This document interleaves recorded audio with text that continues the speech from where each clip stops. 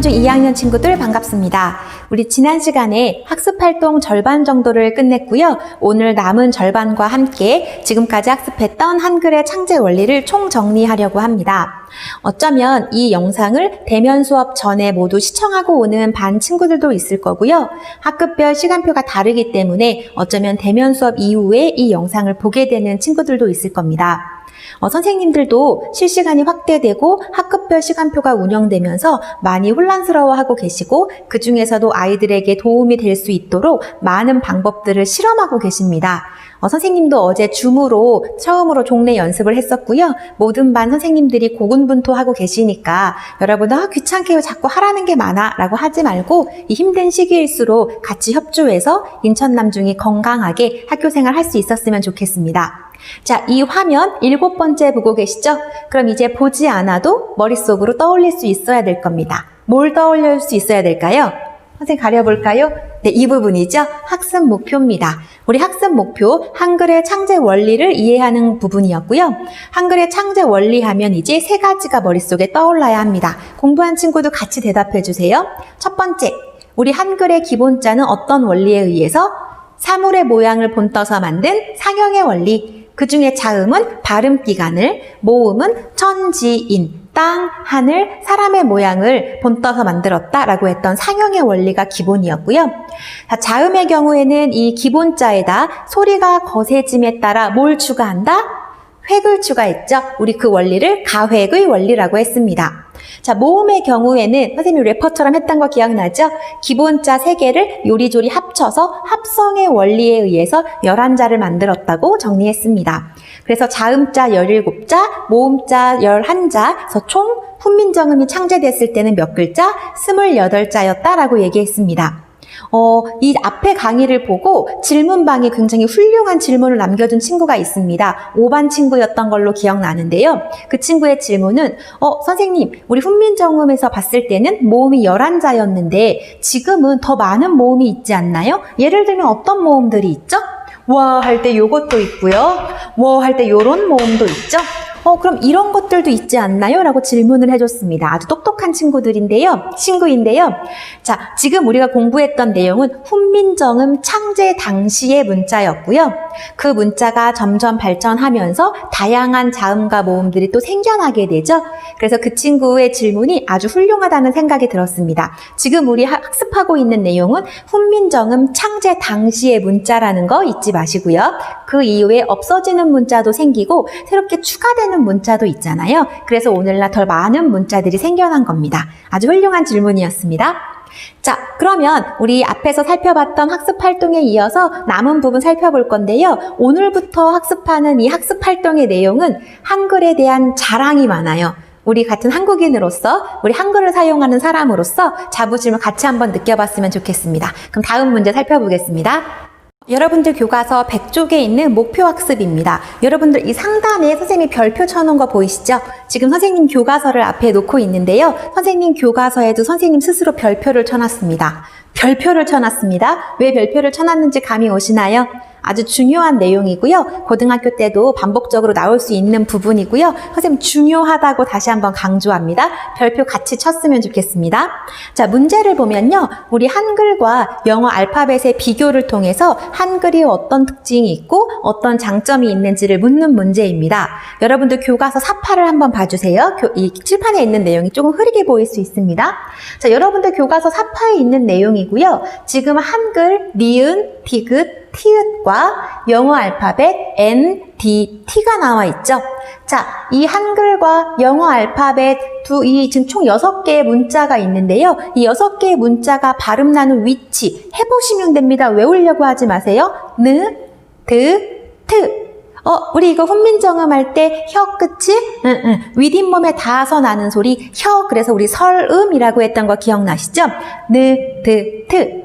영어 알파벳은 어때요? N, D, T. 얘 역시 혀 끝이 윗잇몸에 닿으면서 나는 소리입니다. 즉, 지금 교과서에 나와 있는 요 한글, 니은, 디귿, 티읕과 영어 알파벳 N, D, T의 위치는 같아요. 그 위치가 어디이다? 혀 끝이 윗잇몸에 닿는 소리이다. 책에 나와 있죠. 혀 끝이 윗잇몸에 붙어서 나는 소리이다. 정리. 지금 교과서에 나와 있는 세 가지 한글과 영어 알파벳의 소리나는 위치는 같다. 그 위치는 어디이다? 혀끝이 윗잇몸에 닿아서 붙어서 나는 소리이다. 여기까지는 정리가 됐나요? 그럼 똑같은 거 아닌가요? 라고 생각할 수 있는데요. 이제 핵심은 지금부터입니다. 자, 한글 같은 경우에는 이 여학생 질문 보세요. 소리나는 위치와 글자의 모양은 관련이 있는가? 라고 얘기하고 있죠? 이제 우리 잘난 척 해야 됩니다. 훈민정음을 처음 만들었을 때 서름의 기본자 니은이 있었고요. 이 니은에 소리가 거세짐에 따라 뭘 추가했죠? 대답하고 있죠? 획을 추가해서 나온 글자가 디귿. 그럼 디귿에 또 소리가 거세지면서 획을 또 추가할 수 있죠? 그렇게 나온 글자는 뭐? 티읕. 자, 모양을 보는 겁니다. 우리 기본자에다가 점차 획을 더함으로써 이 세 가지 모양이 똑같진 않지만 굉장히 유사하죠. 즉, 이 세 가지는 형제입니다. 우리 형제끼리는 얼굴이 어때요? 인정하고 싶지 않지만 닮았잖아요. 선생님도 위로 언니가 2명이 있는데 닮았다고 하는 걸 굉장히 싫어하더라고요, 언니들은. 왜 그런지 모르겠지만요.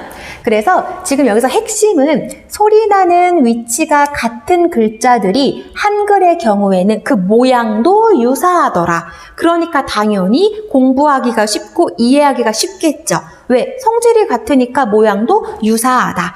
이게 큰 특징입니다. 그럼 영어는 어때요? N, D, T 전부 혀끝이 윗잇몸에 붙어서 나지만 이 세 가지 알파벳의 모양이 비슷한가요? 써보지요. 뭐 N, D, T 모양의 유사성 보이나요? 안 보입니다. 차이 보이죠? 자, 정리해볼까요? 한글 같은 경우에는 소리나는 위치가 같으면 그 글자의 모양도 매우 유사하다. 그래서 이해하기가 쉽습니다. 근데 영어와 같은 경우에는 소리의 성질이 유사하더라도 소리나는 위치가 비슷하더라도 글자 모양의 연관성이 없다. 이게 핵심입니다. 핵심이지만 정리를 또 한번 해야겠죠? 자, 이해는 했지만 여러분들이 직접 문장으로 적기 어려울까봐 다시 한번 정리하겠습니다. 별표 잊지 마세요. 자, 정리하면 이렇게 할 수 있을 것 같아요. 한글은 가획의 원리에 따라 만들어졌기 때문에 이제 이 문장 이해가 되시나요? 한글은 가획의 원리에 따라 만들어졌다. 설명해 주세요. 가획의 원리에 따라 만들어졌다는 건 무슨 말? 기본자의 소리가 세짐에 따라 뭘 추가했다? 획을 추가했기 때문에, 즉 소리나는 위치가 성질이 유사할 경우에 획을 추가했기 때문에 여기 나와 있네요. 소리나는 위치가 같은 글자들의 모양도 서로 비슷하다. 우리 기역과 키읔도 생각해 보세요. 두 가지 모양 유사합니다.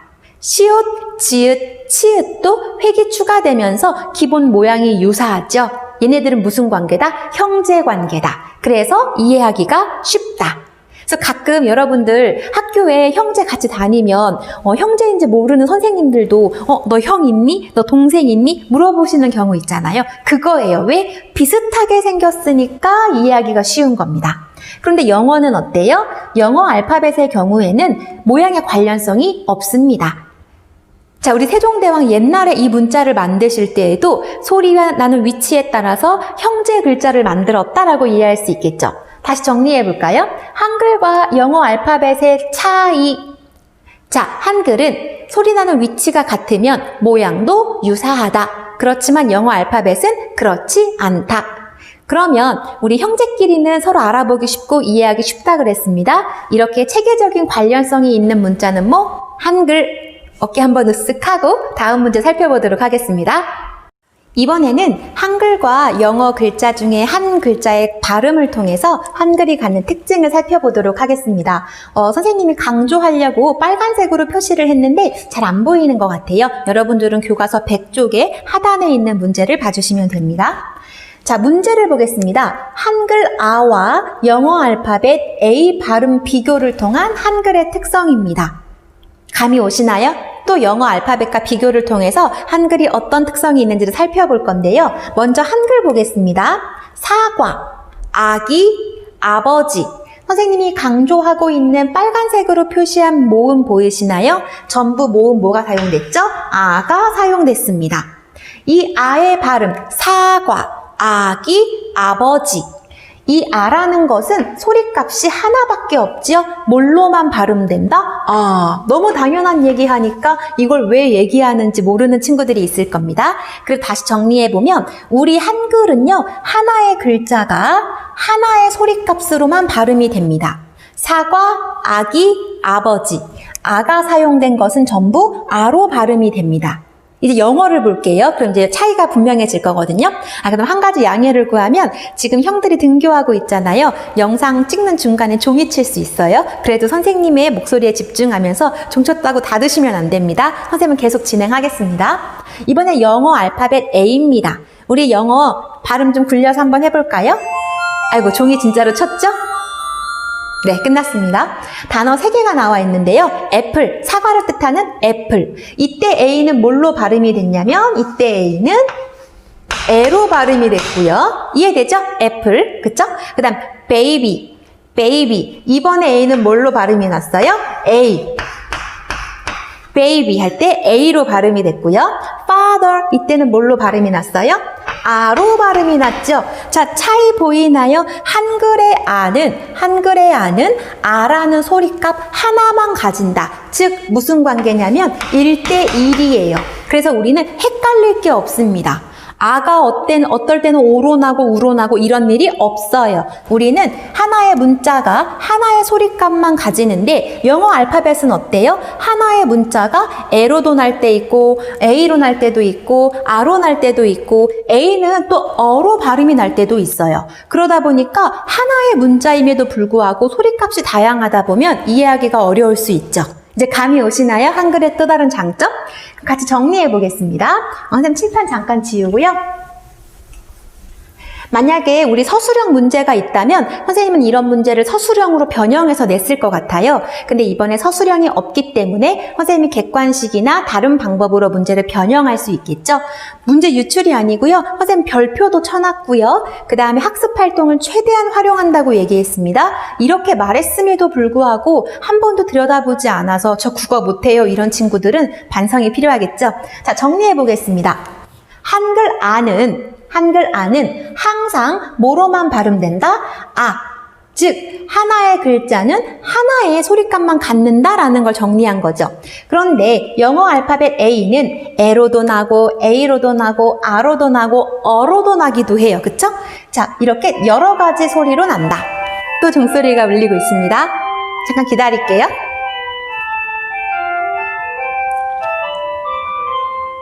네, 이제 당분간은 안 날 거예요.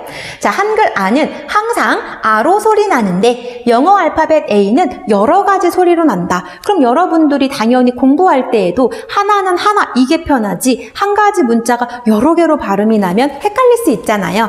또 한글 자랑을 또 합니다. 총 정리해 볼게요. 그래서 한글은 하나의 글자가 하나의 소리값을 지니고 있어서 영어 알파벳보다 쉽게 읽을 수 있다. 그래서 외국인들이 한글을 금방 익히고 발음할 수 있는 겁니다. 왜? 하나의 문자는 하나의 소리값만 갖고 있기 때문에 하나만 공부하면 금방이잖아요. 그래서 외국인들이 물론 한글의 뜻을 이해하는 데는 어렵겠지만 단어의 뜻을 공부하는 데는 시간이 오래 걸리겠지만 단순히 문자를 익히고 조합해서 발음할 때에는 굉장히 속도가 빠르고 또 편한 글자라고 해요. 그래서 다시 한번 한글 자랑을 하는데요. 여러분들 이 부분 딱 보시고 아 그렇구나 하고 넘기시면 안 됩니다. 학습 활동에 반드시 옮겨 적고 공부하셔야 됩니다. 다시 정리하면 한글은 하나의 문자가 하나의 소리값을 지닌다. 그렇지만 영어는 하나의 문자가 여러 가지 소리값을 지니기 때문에 두 개를 비교해보면 무엇이 더 읽기가 쉽고 이해하기 쉽다? 한글이 더 쉽다. 이 내용은 뒤에 문제에도 연결해서 계속 반복될 겁니다. 다음 문제 살펴보겠습니다. 자, 또 다른 한글 자랑 한번 해볼까요? 자, 여러분들 교과서는 101쪽이고요. 마찬가지로 목표학습에 계속 별표시 붙이고 있다는 거 명심하시고 계속 보겠습니다. 이번엔 모아쓰기의 장점입니다. 우리 교과서 본문 학습했을 때 마지막 부분에 한글은 자음과 모음을 합해 쓴다. 그래서 우리 합자라는 단어가 교과서에 나와 있었고요. 선생님이 한글을 모아 쓰는 방식을 4가지 설명했습니다. 4가지 설명했거든요. 뭐가 있었냐면 1번 복습 한번 해볼게요. 1번 모음만으로 쓰기도 하고요. 선생님이 수업 영상 다시 보니까 이 학습했던 내용이 로고에 가려가지고 안 보였더라고요. 선생님이 불찰입니다. 자, 우리는 모음만으로 글자를 이루기도 합니다. 음절을 이루기도 하죠. 예를 들면 뭐가 있을까요? 아이. 여러분, 아이라는 단어 알죠? 아이, 어린아이 할 때 그 아이인데요. 이 아이는 선생님 이거 이응 아닌가요? 선생님 이응 아니라고 했습니다.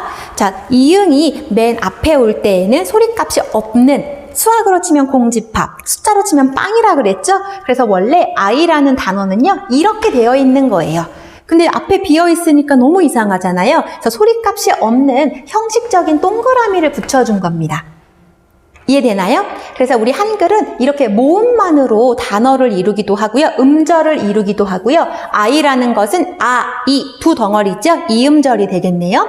자, 또는 가장 기본적인 건 자음 플러스 모음으로 이루어지기도 합니다. 자음 플러스 모음. 어렵게 생각하지 마시고 자음 하나, 모음 하나 조합한다고 생각해 보세요. 뭐가 있을까요?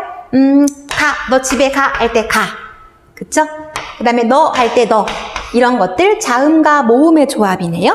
자, 이번엔 또 뭐가 있을까요? 선생님 이름으로 예를 들었던 기억이 납니다. 이번에 순서 바꿔서 모음 플러스 자음. 예를 들면 선생님 이름 방현지 할 때 연. 선생님 이거 자음, 모음, 자음 아니에요? 이러시면 안 되겠죠? 맨 앞에 오는 이 동그라미는 숫자 빵이라고 얘기했습니다. 그래서 연이라는 음절은요, 어떻게 구성된 거냐면 여 플러스 니은이에요. 그래서 모음과 자음으로 음절을 이룬 예가 됩니다. 자, 마지막 이번에는 이걸 한 번 더 반복해서 자음 플러스 모음 플러스 자음 있죠? 또 선생님 이름을 예로 들어볼까요? 방연지 할 때 방. 자, 받침에 오는 이응은 소리값이 있는 자음이 맞습니다. 그래서 우리 이렇게 한글 같은 경우에는 모아 쓰는 유형이 4가지가 있다. 모음만으로 이루어지기도 하고 자음 플러스 모음, 모음 플러스 자음, 자음 모음, 자음으로 이루어지기도 한다. 자, 똘똘한 친구들 이 4가지 중에서 반드시 포함되어야 하는 보이나요? 반드시 포함되는 유형 뭐가 보이죠? 모음. 그래서 한글은 모음 없이는 글자를 이룰 수 없습니다. 자음은 없어도 되나요? 없어도 되잖아요. 그래서 우리 모음은 반드시 음절을 이룰 때 꼭 필요하기 때문에 음절핵이라는 단어를 사용하기도 하는데 여기까지는 어려우니까 여러분들은 모음은 반드시 있어야 하는구나 라고 기억하시면 되고요. 우리 한글은 자음과 모음을 서로 합해서 쓰는구나 이렇게 이해하시면 됩니다. 다시 문제로 돌아가죠. 칠판을 잠깐 지우겠습니다. 자, 여러분 교과서에 있는 문제인데요. 자음과 모음을 다 풀었었어요. 다 풀어 쓰고 있습니다. 이게 한눈에 들어오는 친구 있나요? 보자마자 저거는 무슨 문장 딱 들어오는 친구? 없을 겁니다. 선생님도 이거 무슨 말이야? 한참을 들여다봤거든요. 여러분들이 궁리를 해보니까 이거를 모아 써보니 낫 놓고 기억자도 모른다.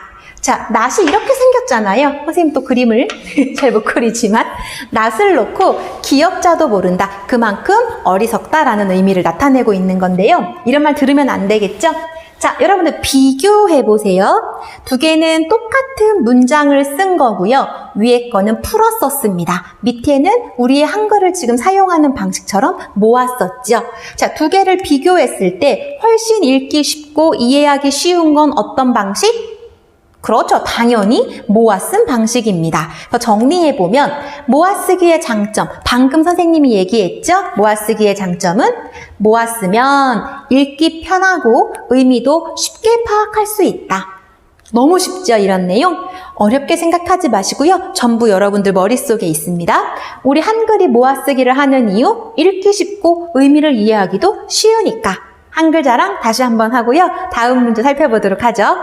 계속되는 한글 자랑 시간입니다. 교과서 마찬가지로 101쪽이고요. 밑에 삽하는 교과서를 봐주세요. 칠판에 있는 그림이 조금 작게 보일 수 있습니다.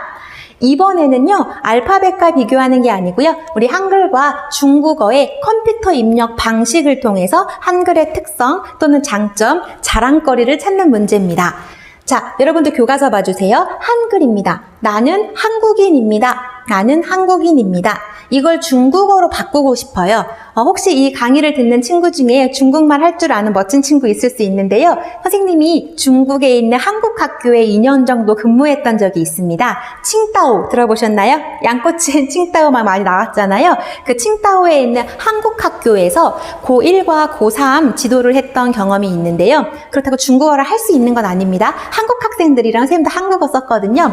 근데 선생님이 짧은 중국어지만 나는 한국인입니다를 교과서에 중국어로 나와 있죠, 여러분? 요거를 발음하면 발음 틀릴 수 있어요. 我是韩国人이라고 발음을 합니다. 我是韩国人이라고 발음을 하는데, 자, 우리 마지막에 어떤 단어를 비교했냐면 나는 한국인입니다 할 때 이 인을 중국어로 바꾸고 싶은 거예요. 이거 무슨 뜻이에요? 사람이란 뜻이죠.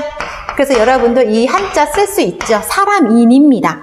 한글 같은 경우는 인을 컴퓨터로 입력할 때 인 바로 입력할 수 있어요. 우리는 하나의 글자가 하나의 소리값을 갖고 있기 때문에 어려울 게 없습니다. 그런데 중국인들이 중국어를 컴퓨터로 입력하는 방식이 우리랑 조금 다릅니다. 예를 들면 이런 겁니다. 우리 한국인 할 때 인, 선생님이 아까 발음 어떻게 했냐면 我是韩国人이라고 했죠. 인이라는 건 런 이렇게 발음이 돼요. 영어 발음하고 좀 유사하죠? 그래서 중국인들이 사람인자, 런이라는 단어를 컴퓨터로 입력하려면 먼저 사람인을 바로 쓰는 게 아니고요. 왜냐면 한자는 수가 무궁무진하잖아요. 그 무궁무진한 한자가 전부 키보드에 있을 수 없죠. 변환 과정이 필요합니다. 그래서 먼저 중국어 발음, 런, 요걸 로마자로 칩니다. 그러면 런이라는 발음을 가진, 즉 인으로 발음나는 수많은 한자어가 존재하겠죠. 사람 인자 있을 수 있고요. 우리 요 인자, 인천할 때도 이 인자를 쓰고 있죠. 그리고 또 책에 봤더니 이거 말고도 뭐 참을 인자도 있고요. 다양한 인자들이 있어요. 그러면 나는 사람 인자 런을 입력하고 싶은데 이걸 컴퓨터에 입력하려면 일단 런이라는 로마자 발음을 치고 이 런이라는 발음을 가진 수많은 한자어 중에서 내가 필요한 사람인을 골라줘야 됩니다. 너무 복잡하겠죠? 물론 중국인들은 이게 이제 생활에 녹아들었기 때문에 우리처럼 크게 어려움을 느끼진 않겠지만 이런 과정을 거치지 않는 한글로서는 어마무시한 과정이라는 생각이 듭니다. 다시 정리하면 우리 한글 같은 경우에는 하나의 문자가 하나의 소리값만 갖고 있기 때문에 음성으로 인식하거나 컴퓨터에 입력할 때 딴딴 바로 입력할 수 있어요. 그렇지만 중국어 같은 경우는 수많은 한자를 하나 자판에 다 넣을 수 없기 때문에 일단 중국어 발음을 로마자로 입력을 하고 벌써 한 단계가 생기죠. 그 로마자 발음에 해당하는 수많은 한자 중에서 본인이 찾고자 하는 단어를 골라서 바꿔줘야 합니다. 우리보다 컴퓨터 변환 과정이 굉장히 힘들다라는 걸 알 수 있겠죠. 선생님 이름이 방연지잖아요. 선생님 중국에 근무할 때 학생이 선생님 이름을 중국어 발음해줬거든요. 방연지라고 발음을 한대요. 선생님은 방이니까 한글 칠 때는 비읍, 이응 치면 끝납니다. 그런데 이거를 선생님이 한자를 이렇게 쓰는데요. 이 필순이 맞는지 모르겠네요. 이 방자를 이제 중국어로서 입력하고 싶을 때는 발음이 빵이에요. 빵. 그러면 일단 빵을 칩니다. 이거 맞는지 모르겠네요. 중국어 하는 친구들 선생님 혹시 잘못된 점 있으면 질문방에 좀 고쳐주세요. 요걸 일단 치면 방이라는 소리를 갖고 있는 한자들이 많이 나오겠죠? 그럼 그 중에 내가 찾고 싶은 한자를 또 골라서 엔터를 쳐줘야 입력이 되는 겁니다. 번거롭죠? 선생님이 중국어를 비하하는 것이 아니고요. 비교해보면 한글과 중국어 입력 방식에 이런 차이가 있다는 겁니다. 그럼 정리해볼까요? 내용을 같이? 자, 컴퓨터로 중국어 한자를 입력하려면 단계가 필요했습니다. 첫 번째, 그 한자의 발음을 로마자로 입력한다. 여기 보이죠? 로마자로 발음을 입력한 뒤 원하는 한자를 찾아서 바꾸는 과정을 거친다. 과정을 거쳐야 됩니다. 글자 하나를 입력하는데 반면에 한글은 자판을 누르면 별도의 변환 과정 없이 그대로 입력된다. 여러분들 중요한 건 왜 한글은 그대로 입력이 되죠? 우리 앞에서 공부했습니다. 하나의 글자는 하나의 소리값을 갖고 있으니까. 별도의 과정이 필요 없죠. 그래서 정리하면 한글과 중국어를 컴퓨터에 입력하는 방식을 비교해보면 한글은 입력 방식이 더 쉽고 간편하다. 영어랑 비교했을 때도 그 특징이 보였고요. 중국어랑 비교했을 때도 그 특징이 보이죠. 우리 교과서에 있는 이 문제랑 관련된 내용인데요. 여러분 지금 컴퓨터, 그 다음에 뭐 AI 엄청 발전하고 있잖아요. 아마 멀지 않은 미래에는 음성인식, 지금도 음성인식을 사용하고 있죠. 뭐 예를 들면 여러분들이 말하는 대로 핸드폰에 딱딱 뭐 시리야 뭐 해줘 그러면 딱 내가 말한 것이 문자로 나오잖아요. 그런 시대가 이제 더 확대될 겁니다. 음성 문자 인식 시대가 점점 확대될 건데요. 그럼 전 세계 수많은 문자가 있죠. 선생님 너무 자랑스러워서 팔까지 걷어붙이고 있습니다. 전 세계 문자 중에서 음성 인식 문자로서 가장 선택될 가능성이 큰 문자는 무엇일까요? 대답이 들립니다. 한글입니다. 선생님 너무 뻥치시는 거 아닙니까? 아닙니다. 선생님이 뭐 국어 선생님이라서 없는 말 지어내는 게 아니고요. 왜냐하면 음성인식은 간단해야 되죠. 우리 한글에 큰 특징이 있었죠. 하나의 문자는 하나의 소리값을 가지고 있다. 게다가 우리 한글과 자음, 물론 우리가 외국인들이 생각할 때는 좀 어렵다고 느낄 수 있지만 개수가 한정되어 있습니다. 발음도 딱딱 하나씩 정해져 있어요. 그렇기 때문에 컴퓨터가 음성을 인식할 때 오류가 가장 없을 가능성이 큰 문자가 한글입니다. 이건 선생님 개인 의견이 아니고요. 많은 학자들이 공감하고 있는 내용이거든요. 전 세계에서 통용하는 음성 인식 시대가 온다면 우리 한글이 뽑혔으면 좋겠죠. 그러면 사람들이 공용어로 영어를 배우는 것처럼 이제 한글을 배울 날이 올 수도 있겠네요. 자, 여기서 중요한 건 한글 최고 이것도 중요하지만 한글은 하나의 문자가 하나의 소리값을 갖고 있기 때문에 이해하기도 쉽고 익히기도 쉽고 컴퓨터에 입력하기도 쉽고 음성인식 시대에 가장 최적화된 문자이다 라는 것을 다시 한번 정리하겠습니다. 이런 내용 고등학교 때 그대로 나올 수 있다고 했죠? 이제 한글에 대한 자부심 느껴지나요? 10월 9일 한글날입니다. 우리 그때 책갈피 만들기 활동한다고 했는데요. 잘 해봤으면 좋겠습니다. 이 문제 이해되시죠? 다음 문제 보겠습니다. 여러분 우리 102쪽의 내용은요. 선생님이 생략할 겁니다. 선생님이랑 함께 하지 않은 부분은 여러분들도 가볍게 넘기셔도 됩니다. 그 대신 103쪽의 하단에 있는 우리말 톡톡 선생님 교과서 보고 있거든요. 시선이 내려가는 이유는 교과서를 보고 있는 겁니다. 103쪽 하단에 우리말 톡톡 한글 자음자의 이름을 올바르게 써봅시다. 보이나요? 선생님 저희가 몇 살인데 이런 걸 하시나요? 여러분들 많이 틀립니다. 어른들도요 많이 틀리고요. 특히 선생님이 라디오 듣는 걸 즐겨 하는데 그 라디오 DJ들이 발음 틀릴 때가 굉장히 많아요. 물론 발음 하나 정도 틀릴 수 있겠지만 그래도 한국인이면 기본 자음자의 이름 정도는 정확히 알아야겠죠? 여러분의 받아쓰기 실력을 스스로 점검해 보겠습니다. 자, 첫 번째 문자입니다. 기억. 쓸 수 있나요? 기억 어떻게 쓰죠? 기억. 이거 틀리면 정말 선생님이 대책을 마련해야 될 것 같아요. 두 번째, 니은. 얘도 쉽습니다. 니은. 보이시나요? 디귿까지 어려움 없습니다. 디귿. 리을 간단히 넘어갈 수 있고요. 미음. 얘도 쉽죠? 여기서 틀린 거 없죠? 그 다음 비읍. 실제로 써보면 비읍을 여러분들이 진짜 써볼 기회가 없잖아요. 비읍이라는 발음을요. 이렇게 쓰고요. 그 다음 시옷. 여기까지 어려움 없습니다. 이응. 근데 가끔 얘 이름 지읒이잖아요. 지옷이라고 하는 친구들 있더라고요. 지옷 아닙니다. 지읒. 여러분, 근데 지금 공통점 보이시나요? 굉장히 큰 규칙이 있어요. 뭐가 있냐면 각 자음의 이름에 마지막 받침 있죠. 그 받침은 그 글자를 그대로 씁니다. 리을의 받침, 리을 그대로 쓰고요. 미음의 받침, 미음 그대로.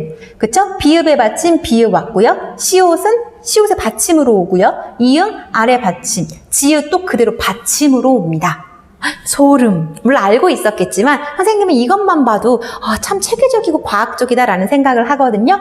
여기까지는 전부 맞았을 거예요. 문제는 지금부터겠죠? 계속 보겠습니다. 얘 이름 치읓 써보세요. 치읓인 거 알아요. 하지만 치읓 어떻게 씁니까? 규칙 선생님이 설명했죠?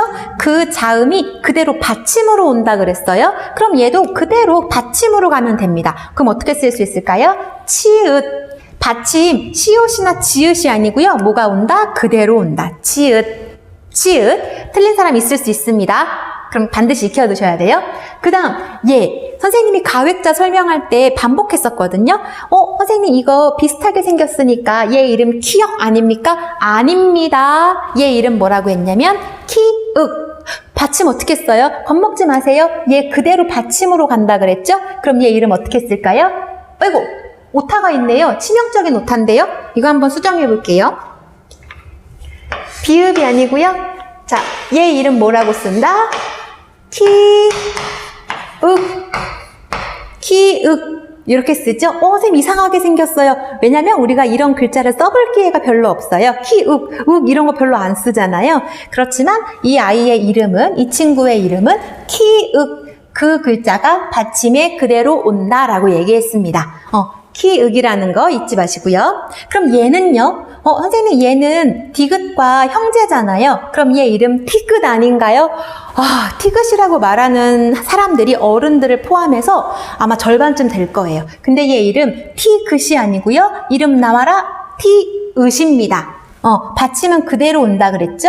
티귿 아니고 티읒이에요. 티읒. 선생님 이것도 여러분도 정확히 이해하는지 한번 테스트해 봐야 될 것 같은 생각이 들어요. 중요하거든요. 자, 그럼 우리 여기 있는 이 친구는 어떨까요? 비읍이랑 비슷하게 생겼으니까 피읍하고 밑에 비읍 받침 쓰시면 안 되죠? 자, 그 글자가 그대로 받침으로 온다고 했으니까 얘도 어떻게 쓸까요? 피읍. 너무 낯설죠? 그렇지만 이렇게 쓰는 게 맞습니다. 피읍.